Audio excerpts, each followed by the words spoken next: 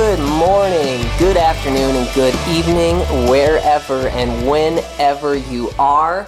Welcome to the second installment of Take the Points. A true underdog podcast. A true underdog podcast. I'm Wilson, and I'm here with Robbie. What's up, everybody? Good to be back. And we are so excited to be back here again. We have a lot to talk about, and it is all about to go down this weekend in San Francisco, so we're going to get super into that. But before we do, I just wanted to give a quick recap for those who might not have heard the first episode. So if this is your first time listening to Take the Points, which is probably a lot of you since we just started this last Saturday. Yep.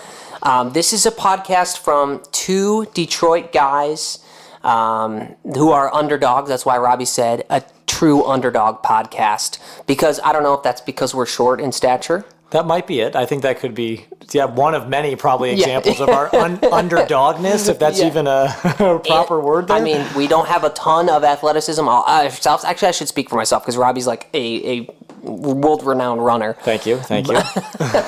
But we love sports, and we love Detroit sports. Detroit's an underdog city. We got some underdog sports teams, and there are a couple of them that are, I guess one of them is a Detroit sports team, and one of them is a college team, Michigan, that we're going to talk about today. So this is a great time for us to be starting this podcast. One, because I just got laid off from my job. I don't want to talk about that too much. We'll go ahead and skip that over, right? Yeah. But I need something like this right now. So we're going to talk a lot about life. We're going to talk a lot about sports. And Detroit is at the epicenter of the sports world right now. So that's a little bit of backstory for you on us and on this podcast. So, Robbie, you want to jump into some of our topics for today? I know you are going out to San Francisco. How are you feeling? I'm feeling cautiously optimistic, which was probably my take last week, I think, going up against the Bucks. Yeah. Obviously, another big week this week in Michigan sports again, Huge. Right? Somehow dominating headlines from the NFL world, obviously with the Lions make it to the NFC title game. Yeah. And of course, last night, day before we're going to record this podcast, your favorite person in the world, Mr. Jim Harbaugh, right? Taking his talents to my favorite guy.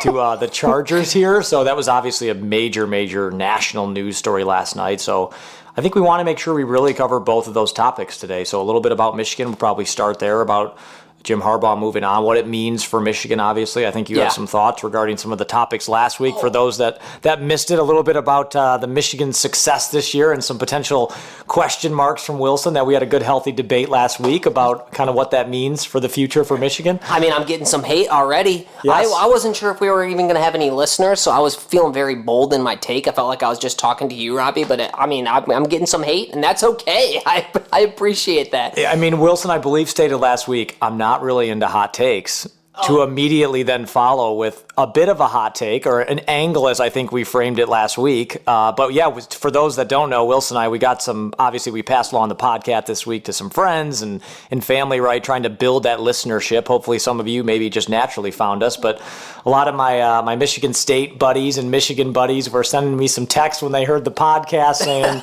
Wilson was going pretty hard on those maize and blue there. So we want to make sure that we give you a rebuttal opportunity today. And obviously with the Harbaugh news dropping last night, it was just teeing it up for us to talk about this today. It was meant to be. I think it was destiny. Absolutely. Well, let me just say, I mean, the proof is in the pudding, and Jim Harbaugh just proved what I already thought to be true, which is that he knew he was cheating. He knows more is going to come out. He doesn't want to face more investigation next year because he knows they're going to find more. He'll probably be suspended again. It could taint his legacy. So he said, you know what, I'm going to run away. And I'm going to go run to the NFL and make my money and say, I don't care about all this. I'm just going to go, be Jim Harbaugh making however much he's making in the NFL and forget about Michigan, but also still walk away with that national championship, going out on a high note. That's going to be his reasoning is, I did everything I came there to do. I'm going out on a high note. Now I can go accomplish some more in the NFL. BS. He is leaving now because he doesn't want to face the music. I think your sentiment is probably shared with a lot of national fans, I think, right? Yeah. I honestly think and we can just kick off here, I think if you look at really the Harbaugh tenure at Michigan and even his time in San Francisco, this is not anything new in regards to, Harbaugh kind of eroding at maybe some of the culture and some of the relationship that he builds in these teams that he takes on. I think a lot of people were actually surprised, myself included, about how long he actually was at Michigan. True. Not only because of some of the maybe Michigan performance early on, right? It was obviously not up to what Harbaugh really had set as an example and really a level for himself coming out of San Francisco. But I think, a lot of the questions that I think were answered this past year, right, is, he came back. I think I remember in his original press conference was, I want to return Michigan to national, relevancy and being able to bring a national championship. And obviously, we talked a lot last week about just the controversy that surrounded him. I think that word probably best summarizes what Jim Harbaugh kind of represents, right, is there's generally a lot of controversy where he goes. Yeah. But I think on the, the counter side of that is, you can't argue some of the success that he has had in whether it was San Francisco and obviously even his time before that through his time with Michigan. But I think obviously this past year, I know one question that's been populating a lot that would love to get your take on too is if you're a Michigan fan, like we talked about last week, clearly, extremely happy that you won the national championship. Like, definitely. No one will be able to take that away from you, at least from a Michigan's fan perspective. We'll see what comes out with the NCAA. I doubt there's going to be any stripping of any championships here. But, is this the best way it could have ended in a sense of you rose to national prominence again, you won a national title. Harbaugh, one could argue, is leaving Michigan obviously in a better place than where when he initially came back on and when he started. Maybe, because they are dealing with controversy now, and there could be more investigation whether or not he's there. There could be. Right, and who knows? Obviously, the rumors Sharon Moore, probably is going to be the heir apparent here, which I think would be a great choice given what he did this year, obviously. Yeah, I think so too. Filling in for Harbaugh for a couple games. But, maybe I think my ultimate question too, and I think we'll get some Michigan fans on the pod at some point here too, is, what will this tenure most be remembered for? Obviously ending with the national championship, that's where I lean to. And I think over the years, right, some of these other things will fade away. But, he left a national champion, obviously with some question marks around it. And so I'll be curious to see how he does in the NFL. Very polarizing figure. Yeah. But I think overall, if you're a Michigan fan, he won you the Natty. He's leaving now. I think you say, thanks. It's been real. The controversy's going out the door. Sharon Moore, let's kick off this new era of Michigan football, and onward we go. I think that you're totally right. I think that 5-10 years from now, nobody's talking about this. Right. Nobody's thinking about this. And if they are, it's like a little footnote. It's maybe they'll do like a 30 for 30 thing on it, and people will be like, oh, I didn't know that controversy was there. Oh, I kind of remember that kind of thing. So of course, he's gonna come out just fine. And Michigan fans, if I was a Michigan fan, I would absolutely say, yeah, I'll take the championship. But I know that there would be a little thing inside of me thinking like, shoot, that wasn't the perfect feeling that I thought it was going to be because it's attached to this. Now, maybe some Michigan fans don't care. Right. And I'm holding my tongue right now because I've got so many things going on that I was going to say. Let it out. Like, I mean, they clearly don't care. They shop at Walmart. Walmart Wolverine comment coming out. Look out. Yeah, but honestly though, like I really think that Jim Harbaugh does what he did at Michigan. If he's able to go to the Chargers and do that, then I'll really feel like, okay, he's proved, because you're not cheating like this in the NFL. It's just not going to happen. And he's already had success in the NFL. Right. But if he's able to go take a Chargers team that was 5-12 last year and struggling and looking like they're actually getting worse, if he's able to turn that around, then I think actually hurts my argument more than anything, because that would just show right there he doesn't need to cheat to help a team get better. Because I think he needed to at Michigan. He didn't get. He was, like I said last week, he was very, very poor performance. I mean, you could say terrible performance his first 4 or 5 years, until he started cheating, getting better recruits, getting better people from the transfer portal, and then winning and building on that success. You're not cheating like that in the NFL. So if you can take a team that's struggling and build them up in the NFL, then I would say Jim Harbaugh maybe that would hurt my argument a little bit, and it wasn't as much of the cheating as... I agree with you in the sense that I think, obviously, him leaving, even on top with the national championship, I think there's always going to be question marks, and I would say this probably adds more fuel to the fire here. is a reason he is leaving, obviously because of, some of maybe the rulings that could be coming down from the NCAA. I think there was a lot of leaked rumors, right, about some of the contract stipulations that he was looking for is in relation to Michigan really not having the ability to have any type of action if he was to be found guilty of any of those level 1 infractions. That's the craziest thing to me. Which, because why would you want that built in if you didn't feel like you were guilty? Why would you need that built into your contract? Yeah. How do you feel because I actually heard this topic on the radio, as a Michigan State fan, and there's a relatively popular host here in Detroit that I'm an avid listener to that's a big Michigan State fan that was actually saying, is kind of actually upset that Harbaugh's leaving only because he wanted that opportunity to have that revenge moment of, Michigan State being able to overcome Harbaugh. Just obviously they did his first couple years. Yeah. What's your overall take from a competitive school standpoint with Sharon Moore taking over? I mean, how do you think, obviously Big Ten changing next year as well, how do you think this will shift the landscape of the Big Ten at all? And from a Michigan State perspective, do you think this lessens the rivalry at all, or do you think it's going to kind of enter into a new phase? I think it does lessen it for me right now because I have no problem saying that I would have loved to see us go and beat Harbaugh. And there's that little part of me that, of course, I'm envious of a Michigan national championship. Of course, as a Michigan State fan. You have to be. And there's a part of me that would want to just take that current Michigan team and get to their level and beat them. And it doesn't feel the same without Harbaugh. But there's another part of me that's no, you know what? I hope that this leads to struggling for several years and not being at that level. And then I can just laugh as I think, you don't have... I could just see it now. Everybody's saying, well, you don't have Harbaugh cheating anymore, so of course we beat you. I think there's going to be a lot of ammunition for 100%. Criticism to come over these next couple months and years, obviously, as who knows what's going to happen to the current Michigan staff, right? There's rumors that Jesse Minter is going to probably follow him to the NFL in this case, right? Is Jay Harbaugh also going to go? We'll see what happens with the transfer portal as well over these next couple weeks. I think they have 30 days kind of once the coach decides that he's leaving for some of those players to opt out. We had already seen a couple guys going to the NFL. Yeah. I think people forget too, this Michigan team, and for those of you that maybe are out of state, this Michigan team was just loaded at almost every position with high level NFL talent. And that to me is where I come back, like I said last week,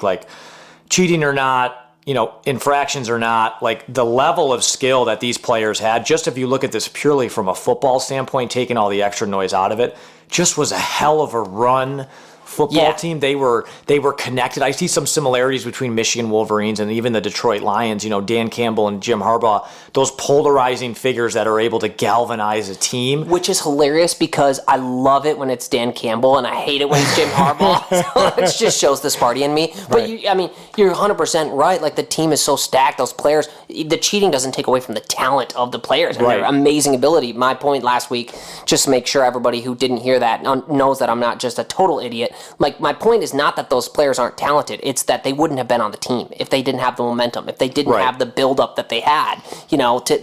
Getting those recruits, getting those transfers that they got in, you're not going to get that. How do you think this will, I guess getting back to the other question too, how do you think this will change the landscape in the Big Ten? Obviously with some newer teams coming in next year, obviously Ohio State's probably licking their chops. I would think Ryan Day's saying, goodbye, Jim Harbaugh. Thanks for coming. We will never see you again. Oh, definitely. Do you think this shifts the pendulum back into Ohio State's favor here? Do you think Michigan can still hang on to some of that glory that they had from last year? Maybe not to the same level, but I think that they'll still be good for the next several years, for sure. I think that they're still going to be highly competitive. They've still got their sights set on college football playoff. Definitely in their minds, that's what they're aiming for. But I do think that Ohio State gets a little bit more of the advantage now. Having just a stable coaching staff, stable organization, you could call it.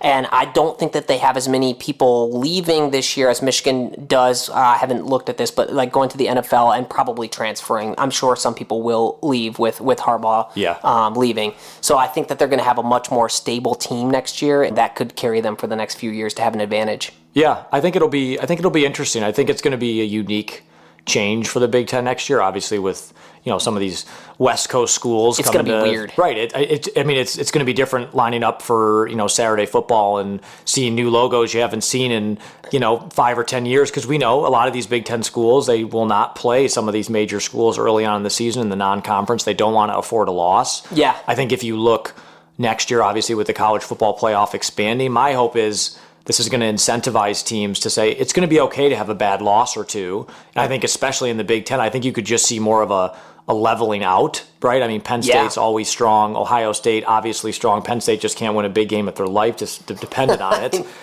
Michigan State going to be first year of a rebuild, obviously there with it's going to be another Smith tough taking year. over. Right. So I think the landscape will be interesting. If I'm sitting in Harbaugh's shoes and I'm looking at this, it's like I said earlier, I just won the national championship. All these changes coming to NIL, I think just the drag of being a college coach right now. The investigation into me. Right. All of this, right? All of these equally important. You combine all those things together and you're sitting in sunny California with the Chargers sitting there offering you a healthy contract. You get to get out of the doldrums of Ann Arbor and just Michigan, right? These cold winters, obviously a football state here. I see why he made that move. I do too. It's a get out of jail free card. It's more money. It solves any potential questions or issues that he had. And you obviously know I don't think that there was any desire to deal with the NCAA, regardless of how guilty or innocent that he perceived himself to be. Right. If I'm a Michigan fan too, and I've talked to a couple Michigan fans, I think there is a sense of, I don't want to say relief's probably not the right word, but just maybe looking forward truly to turning that new page with Sharon Moore, who I think is going to have a lot of the fan base's support here just because of his emotional plea this year, right? Saying how much he loves Coach Harbaugh. I think it's going to be a good time for this to happen with Michigan. I think if Harbaugh was to have come back next year, I even think in my mind, what else was left to achieve other than saying you're trying to do one of the hardest things in sports, which is repeating as a national champion in football? With the conference expanding, I think it would have been really hard. So I see why he's leaving. I am curious in the NFL how he's going to fare with the Chargers, right? I mean, like you said, stacked roster. Justin Herbert is a great quarterback, very similar to Colin Kaepernick in my opinion in terms of just untapped potential. How's that going to shape up? How are you thinking, he'll be able to make the transition? You think it'll be similar to San Francisco, or you think some of these dead bodies are going to follow him to the NFL and we might run into some of the kind of controversy and distractions that he got at Michigan? I think that controversy and Jim Harbaugh are synonymous. It's going to follow him wherever he goes in some way. I mean, part of me understands why some people, Michigan fans and others love him because he's unafraid to say what he thinks, and he's just got that personality, and that oftentimes comes with controversy for sure, because he's saying things and doing things that other people would try to not have people hear or see them do. But I think as far as the performance and the coaching, I think he's going to do good. Like you said, he's got the weapons there. He's coming off of, his team is coming off of a underwhelming season at 5-12 where they did not succeed as nearly to what they could have. After paying Herbert, obviously, big money. Big time money for those NFL franchise quarterbacks. Yeah. As soon as that contract gets signed, expectation goes from about a 3 or 4 all the way up to a 10, obviously. And Chargers were just this anomaly of a team, it felt like. Obviously, the Lions went out there this year and it was an absolute shootout. Herbert's throwing darts across the field. Goff was throwing darts. Yeah. Just an incredible game. I just kept thinking, how is this team not really put it together to have success? I think that's ultimately what kind of did in the staff that was in place previously. I'm curious to see just how this is all going to go with Harbaugh. There's rumors he's going to bring in, his previous offensive coordinator that he had, Greg Roman, with the 49ers. Will he be able to translate some of that same success to Herbert? The Lions obviously famously, right, passed on Herbert, right? Yeah. I think that the Chargers could have easily won 7, maybe even 8 games this season, and I think that they will next season. I think that they're going to be an 8-9 win team next season. Yeah. And it's going to look like it's a huge improvement, even though I think that they could have been close to that this year. So I think he's going to, that's a success right away. If you take a 5-win team to an 8-9 win team in your first season, that's a big success. And I think that's probably what's going to happen for Harbaugh. Yeah, I think it'll be, it's a new era of Michigan football. It's a new era of Charger football, too. Yeah. I think again, being from Michigan, I think a lot of fans will be following Jim Harbaugh closely. I think, arrivederci, sayonara, just we'll see you later for now, however the heck you pronounce sayonara. it. Yeah, sayonara, right? We'll say thanks for coming. Thanks for the natty. Thanks for 11 great years, I think it was, at Michigan, and onward he goes to the NFL. And now I believe I think the Chargers are going to Baltimore next year, I believe, or vice versa. So it'll be another Harbaugh Bowl will be happening in the regular season. So the NFL will love that, right? Oh, the ratings are going to be huge. I mean, you can't tell me the NFL wasn't probably begging for Harbaugh to come back. I'd be shocked if they're not paying him some extra on the side. Right. I mean, Travis Kelce, Jason Kelce, and Taylor Swift. I mean, the Harbaugh brothers. Is there even a comparison there? No, not at all. Right. I feel like I've been overly salty and critical on this Michigan and Harbaugh. That's okay. We still like you, Wilson. We still like you. I appreciate all the people who are still listening, even after hearing this, that are Michigan fans. And I know you can hate me all you want, but deep down you know it's true that Michigan's cheaters and Harbaugh's a cheater, and he's so. But that's one thing that I think we hope to do with this podcast too. Is we want to be able to have these a little bit of humor here and there, but these takes are just each of us is going to feel on individual topics, and you can't tell me when we start talking about March Madness and you start talking about the Spartans, there's going to be probably more love going on Sparty than should be, and as there should be in a rivalry. That's also what I say. Again, even last week when I said I have no kind of horse in the race here, right, when it comes to Michigan State. Whenever there's a game on, whether it's football or basketball, there's always one side you're kind of leaning to, and that's life. It's always going to skew your opinion a little bit one way or the other. Mm-hmm. And like I said, later this year, we are going to have a podcast where we have some Michigan fans on here, and I would love to hear from a Michigan fan, what will you most remember Jim Harbaugh being at Michigan, right? I think maybe letting some time pass, too, and really take a step back. It's kind of like, Dan Campbell's been saying for the Lions, we're not going to really know how we feel about the season until the season's done, right? And time has officially moved on. I think over time we'll be able to look back on this more, but it's obviously a topic we couldn't not cover just given the national focus here. And now the next couple of weeks will be how quickly does Michigan hire Sharon Moore, which I'm assuming is going to be It might be tomorrow. Any day now. I think I saw there's a law in Michigan because it's a 2 public, weeks? it's like a public member. They got to wait 2 weeks. Yeah, I think they have to wait 7 to 14 days or something to hire. So, I mean, I think that's probably where it will go. But in the meantime, college football has sailed, and we are on to bigger and brighter things. Yeah. Oh my gosh, we are on to the most exciting thing. Other than the birth of my son a couple months ago. Congratulations! Thank you. This is the most exciting thing that's happened to me in a long time, and it sounds so sad, but I don't care because I love the Lions, and I have been waiting for this for 30 years. And so I'm going to soak in every single moment of this.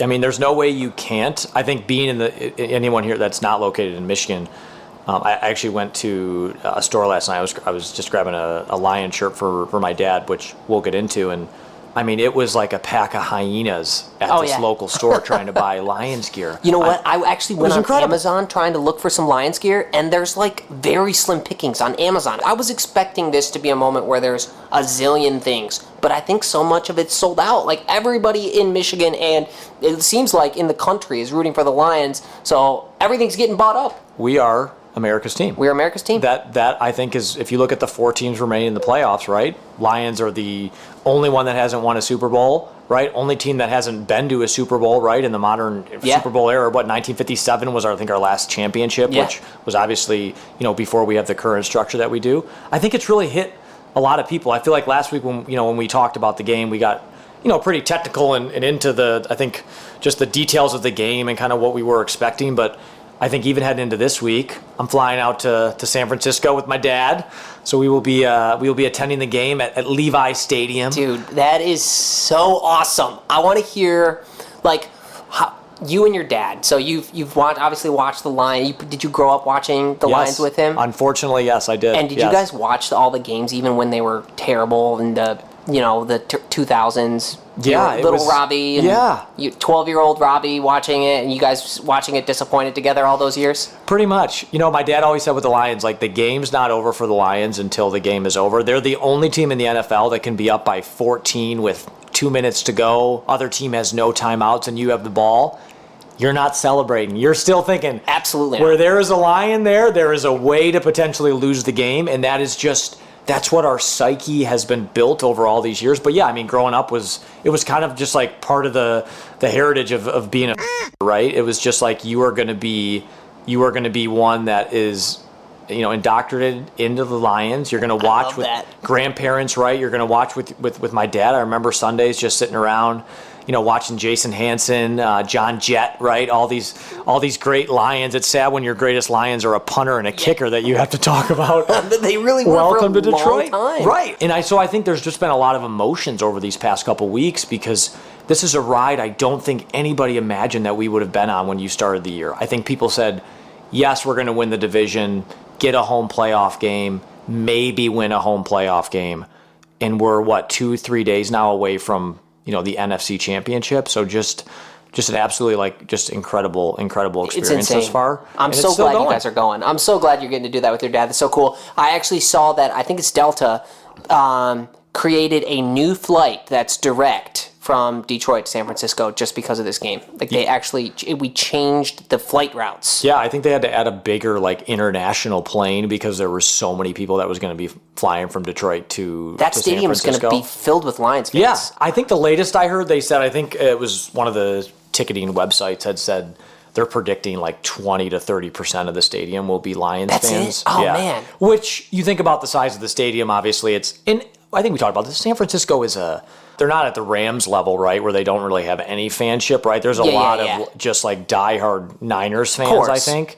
California is it's different than Detroit, right? It's like Dan Campbell said in his press conference, we live, breathe, eat, sleep, just like football. That is what we are, where, you're in California and you got the sunshine and all the celebrities and things like that. Football is what we do. And so that is why when you rally around a team like we have thus far, that's why you see the turnout in the Amazon not being able to deliver you Lions stuff fast enough. I mean, well, think about it. California on a Sunday, you got the beach and you got the sun and you got the world of possibilities in front of you. In Michigan on a Sunday in the winter, what do you have? You have snow, seasonal depression, and the Lions. And potholes. Plenty of potholes. I mean, that is what you have. That is what we cling to. It gets us through the winter and the fall and the early part of the winter. That's all we have until we get to March Madness. And I think that's what I think is really unique too. And just listening to the local radio here in Detroit, I'm sure talking to your friends and family, is you have people that maybe haven't really cheered for the Lions before. You have maybe people that don't know a lot about football.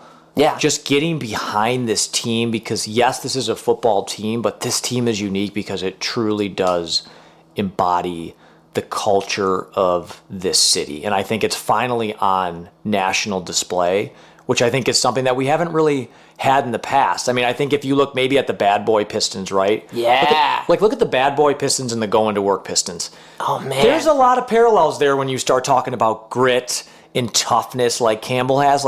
Look at the Red Wings even, right? When they won, right? You had the grind line, right? You had the Russian Five. Just it's a ragtag group of guys. Brendan Shanahan, Darren McCarty. We are just going to beat you up. We are just going to outlast you. And you look at that across our teams. I mean, baseball is just a little bit different, just the nuance of the game. Those three teams, obviously we've seen the Red Wings and Pistons win national, championships in our lifetime. The Lions have it, but all of them have this common thread when you really think about it. That's because they're underdogs, man. That's right. Because they're from an underdog city. Right. It's so true. It's your point about people who don't even know anything or usually care about football watching.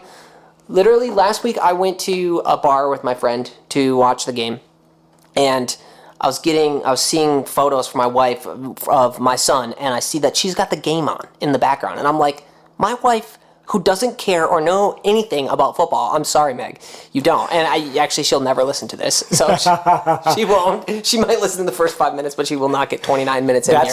That's the key. If you're going to bring up any personal comments in a podcast, you got to drop them at least 30, 40 minutes into the show. Because everyone's going to say, oh, yeah, I listened to the podcast. Yeah. You listened to the first 10 minutes, and then you said, yep, check that box. I'm moving on, especially if you don't care about sports. But she was watching it, man. She was watching it, and I was like, oh, my gosh, she's there's so much hype that she's seeing it everywhere, and she can't miss it. because she knows that it's going to be a big conversation everywhere she goes. So she's watching. I think that's the case for most people. They're watching because they don't want to miss out on something amazing happening. And that is beautiful, because I think if you look at other cities, you look at Cincinnati, right? They went to the Super Bowl, two years ago, and Stafford beat them, unfortunately. It killed me. I was pulling for Cincinnati hard there. Yes, I was. Wow. Most people were pulling for Stafford here. Yeah, no, I was not. He was not. All these people that wore their Detroit Rams uniforms, that was too much. Out of here. That was way too much for me. Newsflash, he does not play for you anymore. Shocking. Great point. Obviously wish him success, but at that point, leaving, going to win a Super Bowl.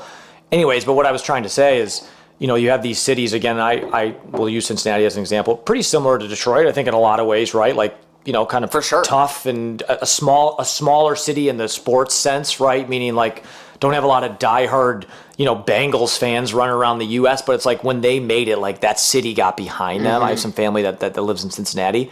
Like, people that just didn't even really watch football before got kind of behind the team. And I think you look at the Lions here, like, on Sunday watching this game, I'd love to see the viewership in Michigan, in Detroit specifically for that game. It's going to be 95% of the TVs in Michigan turned to that game. And what a cool thing for us to say that we're a part of, right? Like, I think you look at our parents talking about my dad watching football. Like, it's been 30 years. Yeah. Since the Lions have been in a position to win a playoff game. Like, when you really take a look at that, yes, we made it 3-4 times when Stafford was here, and a little bit in the later 90s. But we never actually had a shot. Right. And now we are again on the precipice of making it to the Super Bowl, which we talked about last week. Biggest games in my Lions lifetime history has been the past 2 weeks. Yeah. And we're lining up for the third one already. The biggest of your life right now. And I just think that's just an incredible moment. And I think, like, even for myself, just there's so much personal tie to this. Like, we can talk a little bit more about the game this weekend, obviously, but just having this opportunity this week, I just encourage everyone to, like, cherish the moment. And my dad said it best last week. I was kind of turning away in the game because I was getting nervous. The Bucks were driving at the end. You were? Yeah, I just was. Man. I was having this moment of just like, I'm up, I'm down. My wife would laugh too. I'm throwing things in the house. I'm yelling, "Come on!" I'm the best, couch football coach you could possibly imagine. But I believe it. But my dad turns to me, kind of puts his hand on me, and says, like, "We got to watch this. Like, we've been waiting our whole life for this moment. Yes. Like, you have got to open your eyes and watch this game no matter which way it goes." What a truer statement. My same old Lions people out there that want to scurry away and not watch. Yeah. Like, that's truly how I felt. And it was like, in that moment, I said, you know what, you're right. And then 2 hours later, I ended up booking a flight to San Francisco to go watch the game this weekend. But man. Insane. I think we all feel a little bit that, probably have our own personal stories of, just kind of being able to go through the ups and downs. And, like, now is the moment. We need to cherish the hell out of this. I guarantee you that going there to see this game, and even people just watching it at home, like, we're never going to forget that. I remember the 2004 Pistons winning that NBA championship. I was like 13 years old. Yeah. And I remember like it was yesterday, that the feeling that I felt, because I was a diehard Pistons fan at 6 years old. And so getting to see my team win a championship, I was like, I think that was the moment that I realized, oh my God, I love basketball like more than most things in life. Right. Like, just seeing your team win, you just get this feeling of joy that even though we're not on the team, it feels like you are. And how often are you used to, especially like Lions this time of year? We've been doing mock drafts for months in normal Lion situations. We're looking at who we got next year. Right. What's the team? Oh, great. We're picking in the top 10. We got 2 picks. Who are we going to take? Right. Is the coach going to hang on? Yeah. This week, the whole talk has been about prepping for the game. Like, are we going to beat the 49ers, right? What is the matchup going to look like? Could the Lions actually pull this off as 7-point underdogs in Vegas?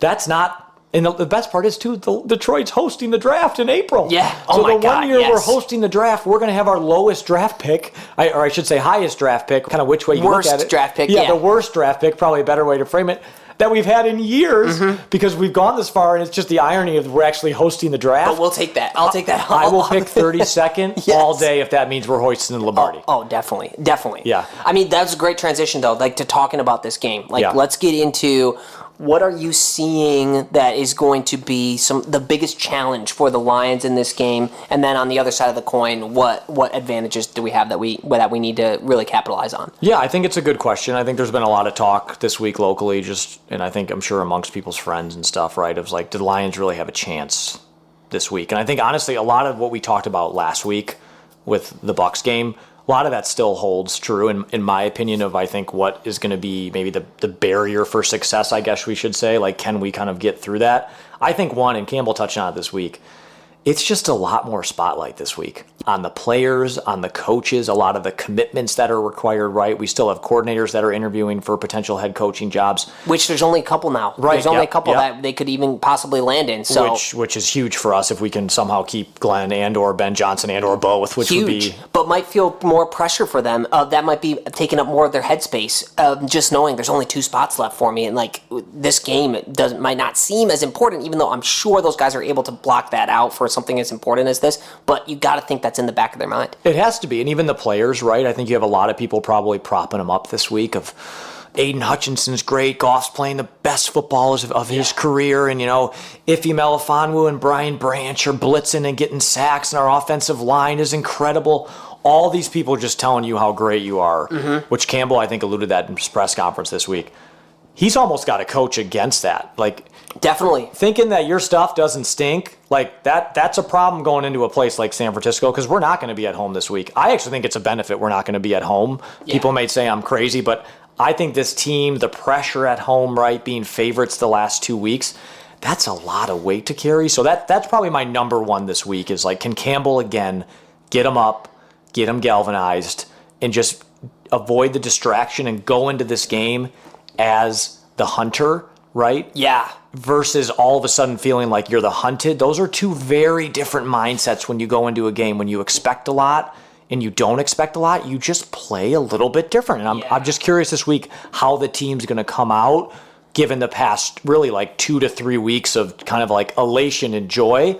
It's time to play 60 minutes of football to go to a freaking Super Bowl. Yeah, seriously. I almost put on my Lion shirt that's like a collared, like I have a button-up collared Lion shirt, and I almost thought, maybe I should wear that because the Lions need to go to work, and I could wear this collared shirt to work, it's business which, by time. the way, I couldn't wear it to work because I don't have a job. So, ouch. Reality check. I'm just self-deprecating myself over and over. As long as you do it, it's okay. If I do it, it's rude. So you know what? Have at it. Keep on doing it. I'm just going to here to add the secondary comments here. But seriously, they need to your point, I mean, they need to go to work. They need to have that mindset of, like, this isn't done. We still have more to do. Because I think it would be really easy to fall into, the Lions we've already won because we haven't been here in 30 years. We've already won 2 playoff games. Like, they were playing with house money, and I think that's the most dangerous place that we could possibly get to, is having that mindset of we've won whether we win or lose this game. If you start thinking like that, you're going to lose. That brings up a great topic that I think we were talking a little bit about kind of pre-show here, pre-pod. Mm-hmm. I think there are kind of 2 type of mindsets going in this week. I feel like you probably just kind of answer, but would love to dive into kind of where you sit is, I'm going to say we've exceeded expectations as the season has progressed. Oh, right? No doubt. No doubt. I mean, division championship, yep, we got that, right? We won the North. That's great. We hosted a home playoff game. Awesome. Stafford comes in. It's poetic, right? It's like a storybook. Come in and slay the ex-quarterback that's had all this success, right? We got through them. Okay, now we have the Bucs coming in, this very similar team to us, tough, quarterback's tough, just kind of an ass out there, right? Just like a hard-nosed guy. Yep. We get through that. I don't want to say barely, but, that game got everyone's got a little tight at the end of that game. It got close, yeah. And so it's like, the question is, as we go into this game, because you use the term house money, which I think is just a great way to frame it, is, are you going in with this game saying it's house money, whatever happens, like, we want to do fake punts, going for it on 4th and 6, like, we got to pop a surprise on these guys, like, this is just whatever happens, everything's great, flowers, everyone's happy? Or are you going into this game thinking, guys, we're 60 minutes away from a Super Bowl, we got a chance to win this thing, like, let's do it? Because from a fan perspective, that how this game turns out, that may impact mentally how you feel when this thing's all said and done. It sounds like you're kind of leaning more on the side of, this is business, boys. Like, we got to go to work. 1,000,000% I'm on the farthest that you can get to the side of, you got to think about this as, like you just said, you're 60 minutes from Super Bowl. Yeah. You're 60 minutes from the Super Bowl. Like, this is not an opportunity that's going to come around maybe ever again. I mean, certainly not expected for it to come around next year or the year after. It could, but it's hard to do that. It's hard to have that season that they just had, to win 2 playoff games and get to this opportunity. So I don't think you can think about this as house money. Even though, like you said, we've already exceeded expectations. I mean, yeah, that's the time when you keep it rolling. I mean, good things come when good things are already happening. Yeah. That's when the best things come. So I think that there's no time like the present. There's no time like today or like Sunday to get a big win. And if you start thinking the other way, like, let's just go out there and like you said, do fake field goal or fake punts or whatever and just go for it. I mean, we've done that and had some success during the season, but I loved that last week versus Tampa Bay. We went out there in a situation where I've seen us on, 4th down in the red zone, go for it, and we kicked a field goal, and it felt great to be up 3-0 at the start of that game. Yeah, that was a mindset shift, I think, for Campbell, realizing like we just got a turnover, we are walking out of here with points. Yeah, versus let's saying do that. we're gonna go for it. Did you see, just super quick deviation? Did you see last week how Craig Reynolds scored that touchdown on 4th and 1 or whatever? Yeah, oh yeah. Amon-Ra St. Brown was in his podcast this week, and they said that it was actually wrong personnel came in on that play. No and way. It wasn't supposed to be him in the backfield. Way. Yes, it was not. It was not supposed to be Craig Reynolds in the Because I'm background. sitting there saying, who is that in the backfield? Yeah. Oh, that's Craig Reynolds? Yeah, and so I think they said, we're keeping the timeout. Let's just roll with it. And Craig went with a full head of steam right behind the toughest man in the NFL, Mr. Frank Ragnow. Shout out to him. And scored that touchdown. Just the irony of like that was such a big play there, and it was actually wrong personnel, which I thought was... That's insane. Yeah. Wow. Well, I mean, that's exactly how we need to think. Like, whatever it takes, whatever situation we're in, we can still get it done. Like, let's go out and do it. Yeah. I don't want to say this too much, but as soon as we start thinking that this game is just icing on the cake, we're going to end up disappointed. I think there's probably too a fine balance between if I look at this from a fan perspective versus from a player perspective. From a player perspective, what I want as a fan is I actually like going in there a little bit loose in the sense of like they can feel like they're playing with a little bit of house money, but house money with an edge, right? So feeling like, guys, we have nothing to lose kind of house money, if that makes sense, right? Yeah. Where like we're going in saying like there's no looking back. Like we may try some things that, maybe are a little bit edgy, a little bit pushy in the game. For like sure. I think Campbell will probably manage the game that way depending on how things go early, right? If things don't go well early, I could see that pressure building. But I actually want the players going in with kind of a cool, calm confidence, but playing with a little bit of swagger because that's the team that we are, versus feeling like they're going in tight saying, oh my gosh, I'm 60 minutes away from the Super Bowl. Okay, probably how I'm going to be feeling.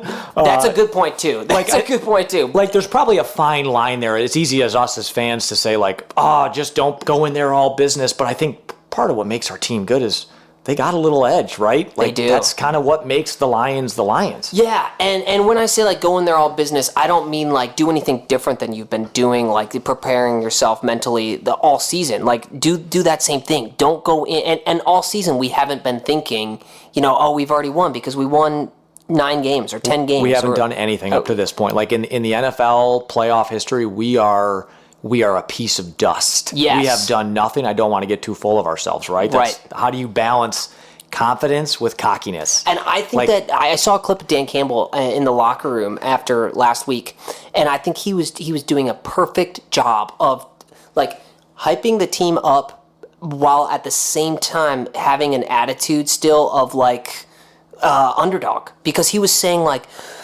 do you know how hard it is to go out and win 2 playoff games? Like, basically saying, like, you guys just did a great thing.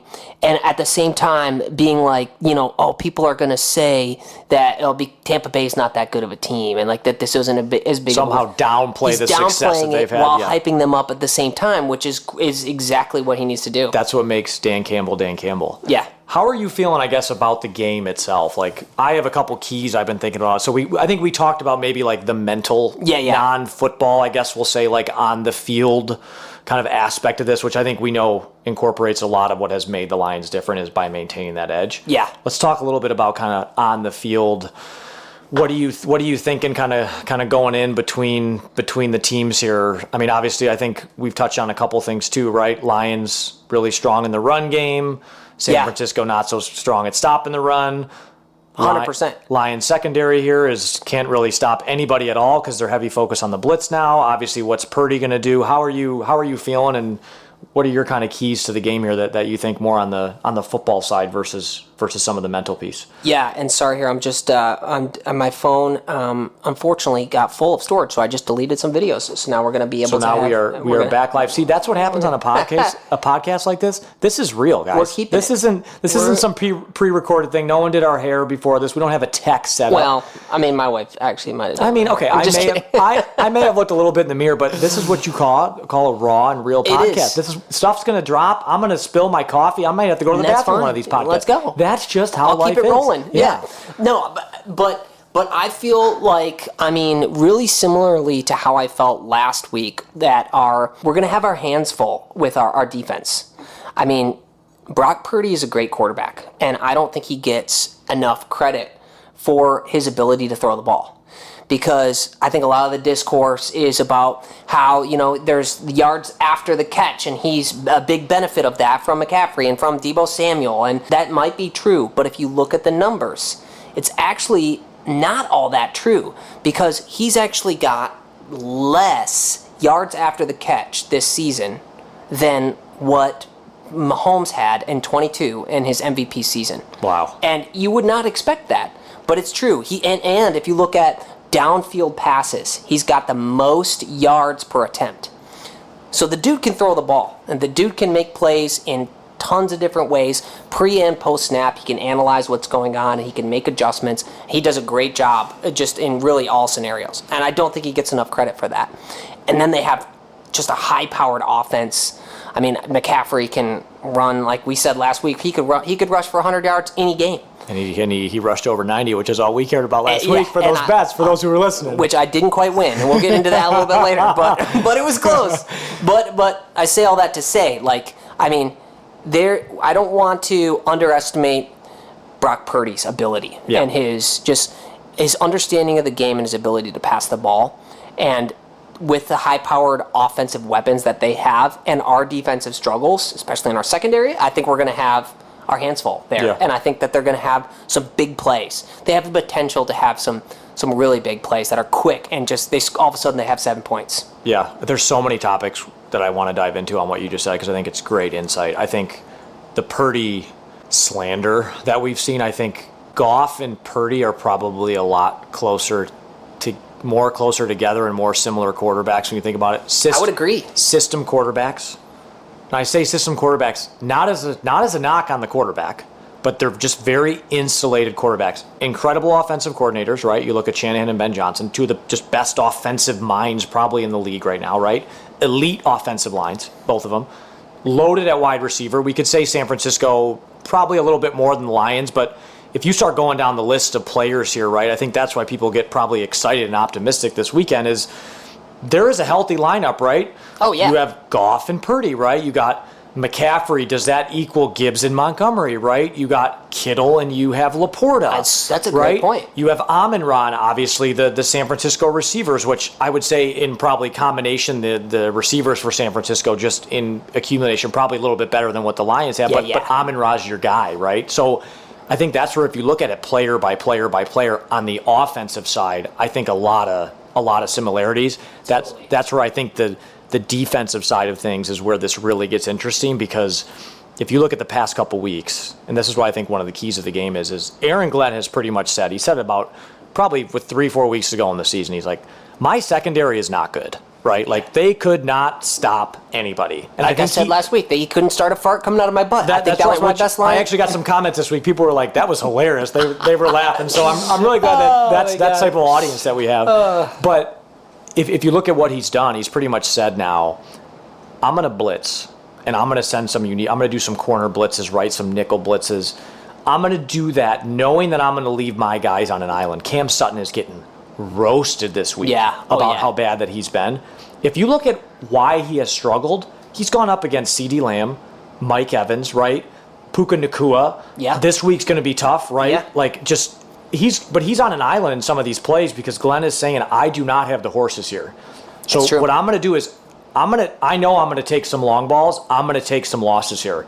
But if I can capitalize on those plays, if I give up 1 out of 5 plays, but those other 4 I'm getting pressure, that's what makes the difference in these games, right? You saw it last week, Hutchinson having some huge plays, right? We're going to need him to do that again. You're going to have to, but with that, fans have to get comfortable this year. You're going to be giving up a big play. Yeah. Like, that's just how things are going to go. But that's what our defense is right now. And so we just have to hope, like, James Houston going to play this week. Major if we can, right? Like, big pass rusher in there. Can he help Aiden be kind of a beast on the other side? Yeah. That to me is the big thing, is like, can the defense bend and not break, right? That's a big term in the NFL. Can they give up some of these big splash plays, but just leave these like long, sustained drives of 7, 14, 21 points? That's going to be huge. San Francisco does that. That's what they've done all year. They're very similar to us. Super long drives. But I going back to the mental piece, I think our defense is maybe in a different spot than our offense mentally, where I think they still feel like, more than anybody, that they have something to prove, which I love. Because our offense, I mean, you look at Goff, I don't think that he feels like he has much more to prove. Because he's way exceeded expectations. He's also done it. He's been to the Super Bowl. So, like, the dude is a stud, and he knows it, and that's great. But our defense has had to listen to and hear and read about, even if they're trying not to. I'm sure they're all aware of the discourse on our defense and their issues, and especially that secondary. I'm sure that they have a chip on their shoulder from that, which I love that, because I think that is going to be super motivating, and it's going to not. I don't think that they're going to feel tight about that, because they've heard that all year. I think this is their opportunity to go and prove that they can do it, that they can handle it. And so I hope that's the way they're thinking, is our work's not done. We actually still have our biggest proof for ourselves, for our defense this week. Yeah, I think I loved, too, last week in the press conference, Goff said, they asked, like, who do you want to give your game balls out to or whatever? Yeah. And he said Aaron Glenn, was like number 1 on his list, which I think is just absolutely incredible. It should be. Obviously pulling for the Lions this week. I'll be there in the stadium. I'm hoping we keep it close and tight, but, why not us? I think I heard some of the national news people say that this week, like, why not the Lions? We are built for this. We have the personnel for this. Now is our time to capitalize on this. Like Campbell said, there is 2 games left. One of them's got a bye in between it. Yes. He is telling this team, this is Super Bowl time. So I just hope we go out there this week and obviously we can deliver on maybe some of the momentum that we've had from this year, and why not us? I really think so. I think that in professional sports, any team could beat any team on any given night. And I don't even think that the Lions necessarily need that sort of like hope, because I think we're a good enough team to win this game. If we were to play a series, I think we could win a series.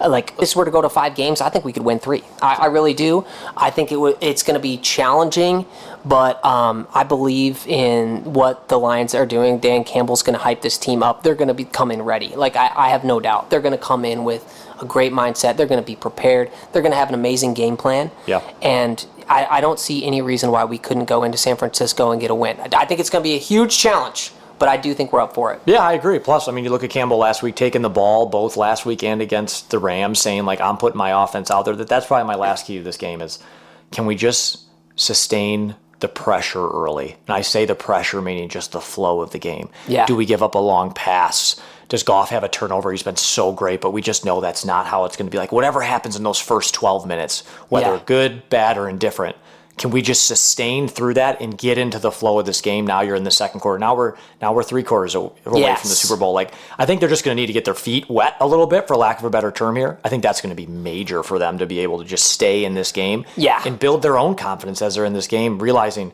we're at Levi Stadium playing for a chance in the Super Bowl. Like, let's go, right? Even if we get down to a quick touchdown, Brandon Ayuk goes, for a 70-yard touchdown, which I could see happening on the first drive. We have a high-powered offense too, so we could come right back down the field and do that. They got to keep that mindset for sure. And plus, I'm going to be there, so damn it, I really want to make sure that we do well, because I'm flying all the way there, and I would just love to be sitting in those stands. Yeah. To have the chance with my dad to sit there and look at that game and be able to say we're going to the Super Bowl. Dude, I could cry thinking about that moment. Would be one of the greatest moments of my entire life. Oh, and absolutely. I hope that happens this week, regardless of what would happen in the Super Bowl. I don't even want to think about that. Let's just get in the dance. Oh, yeah. And we'll see what happens. Yeah, I mean, I don't want to think too far, but if we get to the Super Bowl and we're playing the Ravens, I'm not going to feel great about that. Right. Well, yeah, obviously. So I'm also rooting heavy for Kansas City. As much as it sounds crazy to say I want to play Kansas City. Maybe the NFL wants this. We start the season with the Lions, Kansas City. I said that yesterday to a friend. Why don't we end with the Lions, Kansas City? It just feels like it makes sense, right? It does. Man, Let's it really just make does. this happen. Now, if you and I want to go to the Super Bowl, we have to be able to afford going to the Super Bowl. And one way we can start to do that is maybe by hitting on some of these bets this week, because last week things did not necessarily go well for us. For those of you that don't know, Wilson, you want to give them a little preview of kind of what we're doing with the bets for those that maybe haven't listened previously? So what we're doing is we are making a bet for each other each week. So I make a bet for Robbie, he makes a bet for me. We're trying to make bets that make the other person win money. Of course, we don't want to lose each other money. We're keeping a running total of how much we've won or lost for each other. So far, Robbie has lost me $10.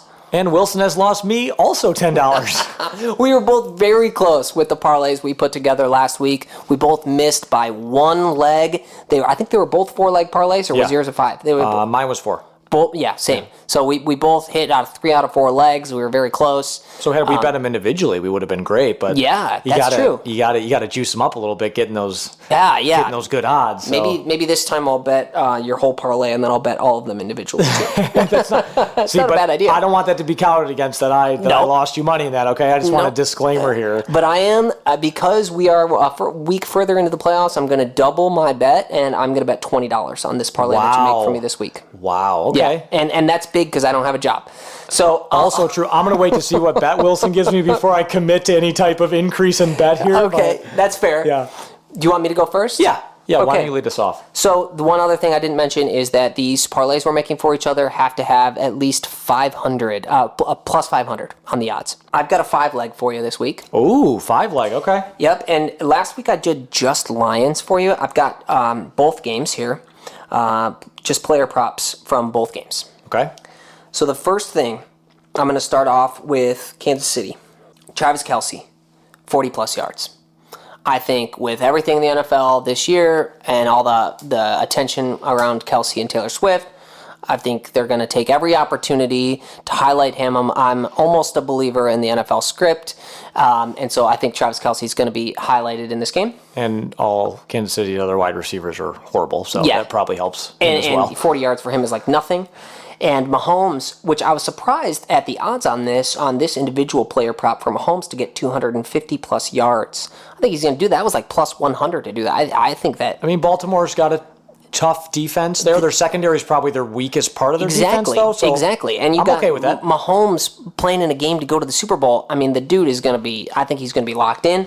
So Mahomes, 250-plus. And then I got on the other side in that game, Zay Flowers going for 40-plus yards. I think he's going to have I think he might even get that on one big play. So that is what I have for that game. And then in the Lions game, like I mentioned, I think Brandon Ayuk is going to have a big play. He's going to go for 70-plus receiving yards. And that would be a pretty typical game for him. Especially against our great secondary, as we commented, right? Yeah, I think he could easily have 100-plus yards, but I wanted to go conservative for you there.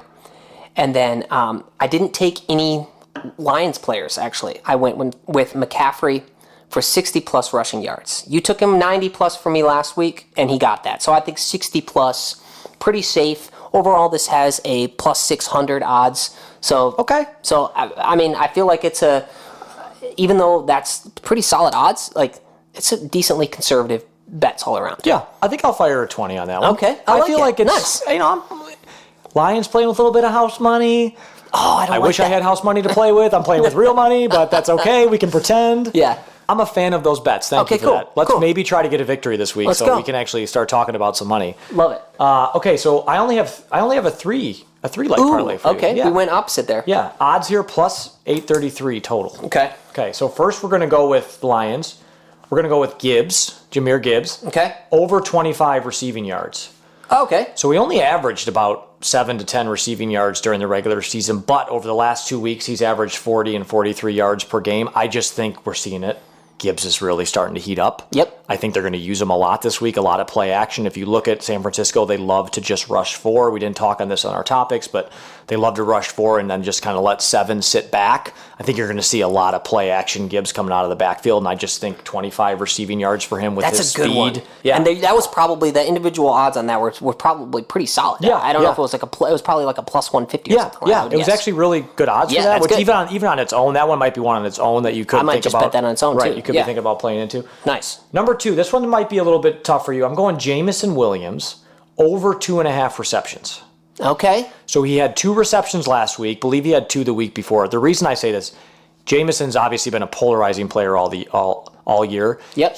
The kid's starting to learn how to run routes. And Goff's starting to trust him. And I think this week especially, San Francisco's going to come in and say, we want to take out Laporta and you want to take out St. Brown. We're going to need something different. It's going to be Josh Reynolds and Jameson, I think, are going to get a lot of extra looks this week. And I'm just feeling, even if it's a little, 5-7 yard out, that's a catch. It still all counts the same to Vegas. I think it's great. I like that. Yeah. And the third one here is going to be Rashee Rice, anytime touchdown scorer for the Chiefs. I think Jameson here. That same thing. I love Rice. Yeah. I think, again, we talked about going to go off, and I think it's easy anytime touchdown scorer here. So I think it can that's be on great. the ground or in the air because they do run some reverses with him. I had him on my fantasy team all year, and I think he's a great player. I think he's going to have a great career. Yeah, so we got Gibbs over 25 receiving yards, Jameson Williams over 2.5 receptions, Rice anytime touchdown scorer plus 833. That's great, man. Go Lions. And for someone that never bets the Lions games, I just gave you 2 Lions bets. So I'm going against my gut here. I feel pretty good about this. I think we got to end today too before we wrap here. I think we both need to lay a prediction on what we think the score is going to be this week and are the Lions going to pull it off, and then we can wrap because I know we're at an hour here, but just would love to end with. Great. I think we got to put some real solid thoughts out there and kind of put ourselves in the line here. Yeah. What do we think is going to happen? Then let's come back and judge each other next week. So I think that this is a high scoring game. I don't think it goes crazy, but I think that there's some points on the board. So I'm gonna go with, I actually don't know what the over-under is in this game, and I'm glad that I don't know. Don't let it skew you. Yeah. Go with your gut, Wilson. Go with your gut. I'm going to say it's going to be 33-30 Lions win, kicking a field goal to win last second of the game. Wow, Michael Badgley comes in with a kick to send them to this freaking Super Bowl. Absolutely. I love the pick. Wouldn't that be just like the most crazy thing? Yeah. We're going for it on 4th down all year, and then a field goal takes us to the Super Bowl. Yeah. That's my call. Okay, so you are picking the Lions here. I'm picking the Lions to win by field goal. I love it. Okay, I also think it's going to be a high-scoring game. I do think it's going to come down to the fourth quarter. I think that's how these NFC title games go. Is there a chance Lions go in here or Niners go in here and there's a blowout? Always going to be a possibility. Numbers are not in our favor here when you look at Vegas, right? Lions, I believe, are the underdog by 7 points. If you look historically, I was looking today, any of these big favorites in these NFC games, Vegas tends to get it right. So I say that because we're going to be going against the buck here a little bit with kind of what we are, with what history says. I'm actually going to go with, I think the Niners do pull it off, unfortunately. Oh my God. I know. How can you possibly predict this? Yeah, I think it's going to be maybe a 31-28 type game. I think it's going to come down to the end. I'm worried about the Niners being able to expose the defense is really the big kind of killing me here, but I hope I'm wrong. We'll find out. I will be there in person. Freaking go Lions all day. I'm so excited for you. And part of me's putting that in there because that way it's a kind of a win-win either way. Yeah. If I'm wrong on that and the Lions win, nobody. Absolutely. Man, good mindset, and I'm so excited for you that you're getting to go with your dad. I'm very jealous, but I'm going to be just thinking about you as you're there. I want to get some pictures of where you're... Of course. Yeah. And you'll be watching with your son this weekend, who bless his heart, right? Definitely. Like just a brand newborn here. He's coming in the door right now. Walk in right now, which is probably a great time to wrap this episode. Yeah, awesome. Well, thanks everybody for listening again. We actually went over an hour this time, and this was another great episode, another great time, and we will be back soon with another episode of Take the Points, hopefully talking about a Lions win. Go Lions, baby. Go Lions. We'll see you soon.